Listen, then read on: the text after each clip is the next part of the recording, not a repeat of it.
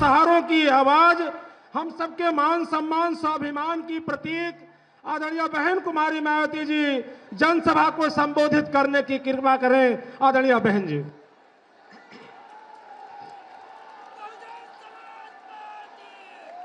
चुनावी जनसभा में इकट्ठा हुए बीएसपी के सभी छोटे बड़े पदाधिकारियों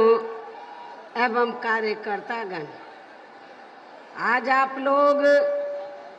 उत्तर प्रदेश में विधानसभा के लिए हो रहे आम चुनाव में अपनी पार्टी के मिर्जापुर मंडल के उम्मीदवारों के समर्थन में मुझे सुनने के लिए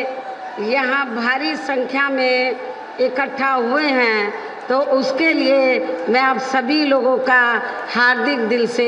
आभार प्रकट करती हूँ। और अब मैं सबसे पहले अपनी पार्टी के संबंध में ये कहना चाहूँगी कि हमारी पार्टी यह चुनाव उत्तर प्रदेश की सभी विधानसभा की सीटों पर अकेले अपने बलबूते पर ही पूरी तैयारी व दमदारी के साथ लड़ रही है तथा यहाँ सन 2007 की तरह ही फिर से अपनी पार्टी की पूर्ण बहुमत की सरकार बनाने के लिए लड़ रही है, ताकि आपको वर्तमान में भाजपा के चल रहे जातिवादी, संकीर्ण, अहंकारी व तानाशाही वाले शासन से मुक्ति मिल सके। इसके साथ ही हमारी पार्टी ने पूर्व की तरह इस चुनाव में भी बीएसपी से जुड़ने की तादाद को ध्यान में रखकर फिर उसी अनुपात में ही यहाँ सर्व समाज के लोगों को टिकट भी दिए हैं। और अब इस चुनाव में आप लोगों को अपना वोट कांग्रेस, बीजेपी, सपा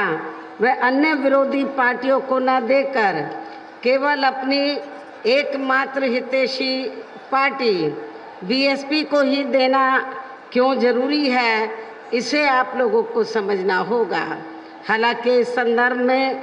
आप लोगों को ये मालूम है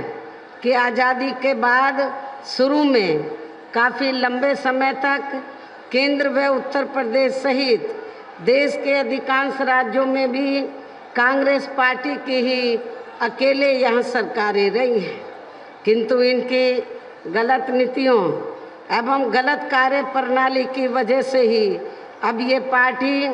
केंद्र व काफ़ी राज्यों के साथ साथ यहाँ उत्तर प्रदेश की सत्ता से भी बाहर हो चुकी है। इसके साथ ही ये कांग्रेस पार्टी जबरदस्त जातिवादी होने के कारण शुरू से ही हर मामले में खासकर यहाँ दलित, आदिवासी व अन्य पिछड़ा वर्ग विरोधी पार्टी भी रही है और अभी भी है, जिस कारण केंद्र में रही इस पार्टी की सरकार ने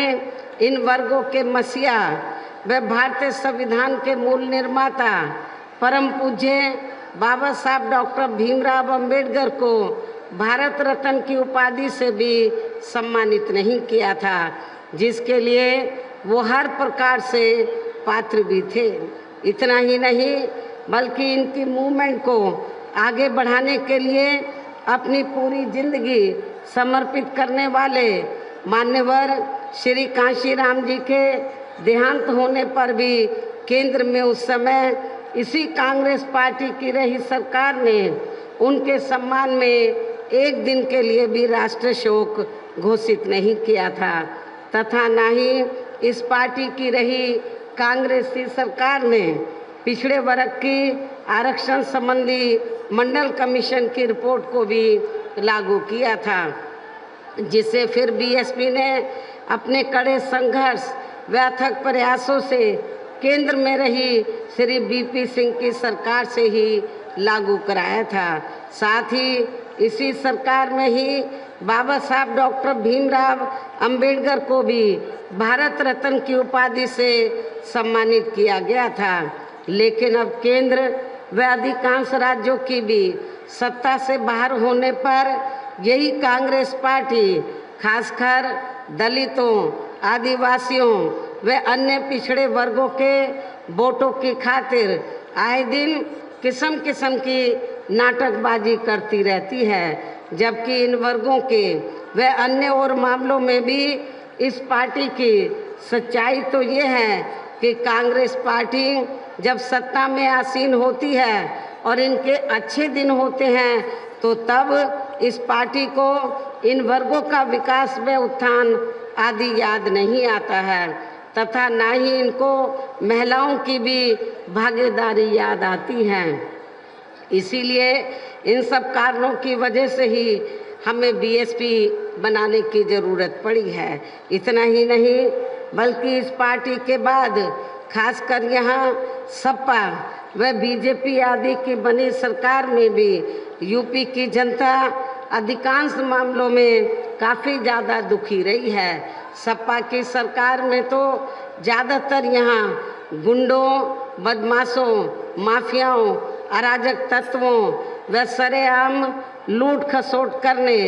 एवं दंगे फसाद आदि कराने वालों का ही राज रहा है, जिसकी खास वजह से ही इस सरकार में हमेशा यहाँ तनाव की स्थिति बनी रही है। प्रदेश में विकास के कार्य भी ज़्यादातर यहाँ एक विशेष क्षेत्र व एक विशेष समुदाय के लोगों तक ही सीमित होकर रह गए हैं। खासकर दलितों व अति पिछड़े वर्गों के लोगों को हमारी सरकार ने जो अनेकों सुविधाएं दी थी तो उन्हें भी सपा सरकार ने ज़्यादातर ख़त्म कर दिया है। साथ ही इनके संतों,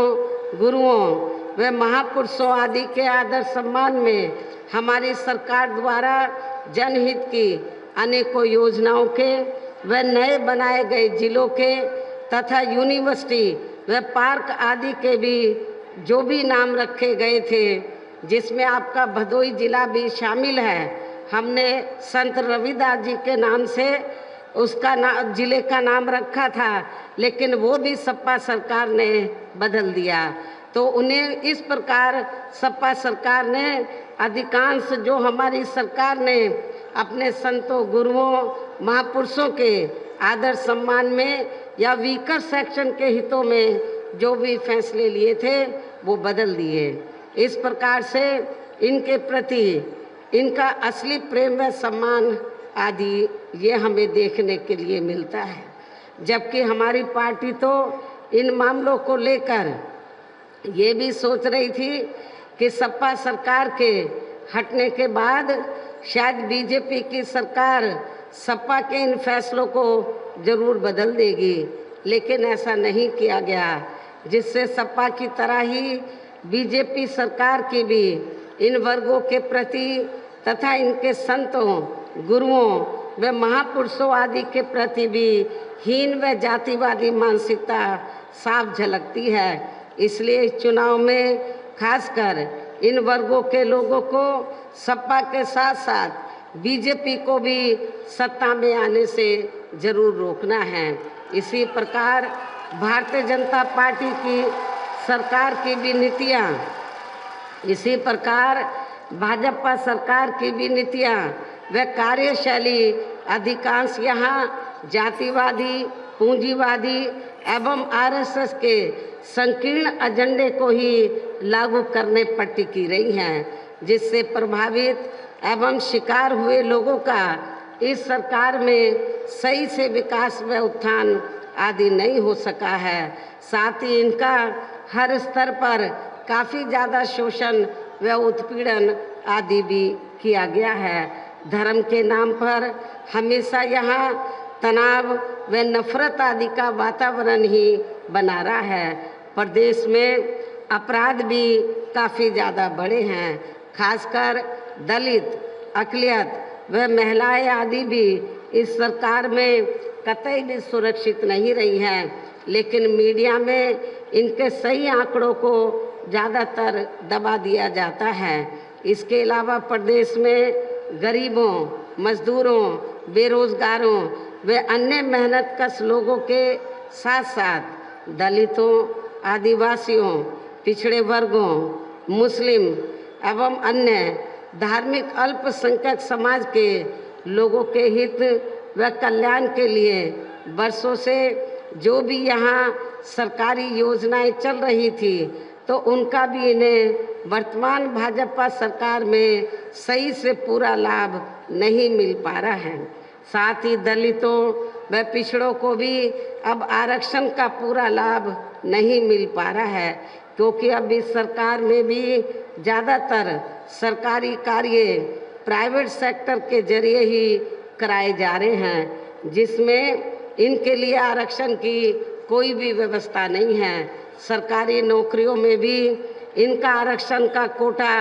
पूरा नहीं किया जा रहा है। मुस्लिम व अन्य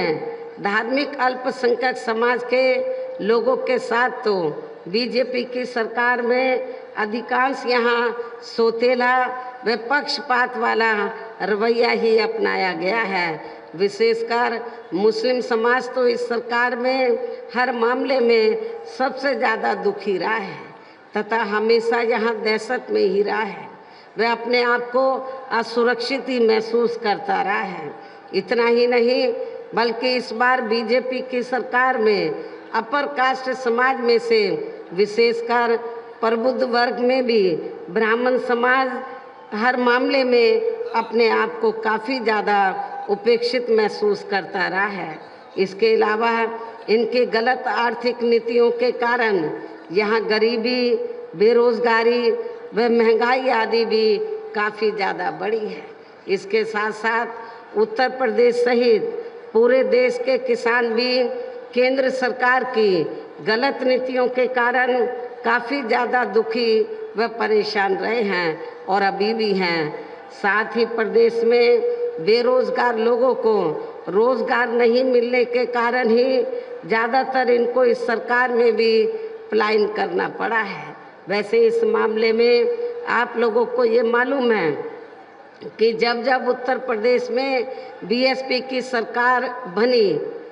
तो हमारी सरकार में चारों बार हमारी सरकार में रोटी रोजी के लिए यहाँ से लोगों को पलायन नहीं करना पड़ा है, बल्कि यहाँ पर ही लोगों को रोटी रोजी के साधन मिले। और इतना ही नहीं बल्कि जो लोग रोटी रोजी के लिए दूसरे प्रदेशों में पलायन करके चले गए थे तो वो भी बड़ी तादाद में जब लगा यहाँ रोटी रोजी के साधन मिल रहे हैं तो वो भी बड़ी तादाद में यहाँ वापस आ गए थे। तो कहने का तात्पर्य ये है कि जब 5वीं बार बीएसपी के नेतृत्व में सरकार बनेगी तो आप लोगों को फिर से रोटी रोजी के साधन दिए जाएंगे। ये भी मैं आप लोगों को विश्वास दिलाना चाहती हूँ। और वैसे आप लोगों को ये मालूम है आपका मिर्ज़ापुर का बहुत सा क्षेत्र नक्सलवादी है, नक्सलवादी रहा है, अब नहीं है। लेकिन वो नक्सलवादी क्यों रहा? क्योंकि जो भी यहाँ पर सरकारें बनी बीएसपी की सरकार से पहले तो उन्होंने उनको मुख्य धारा से नहीं जोड़ा।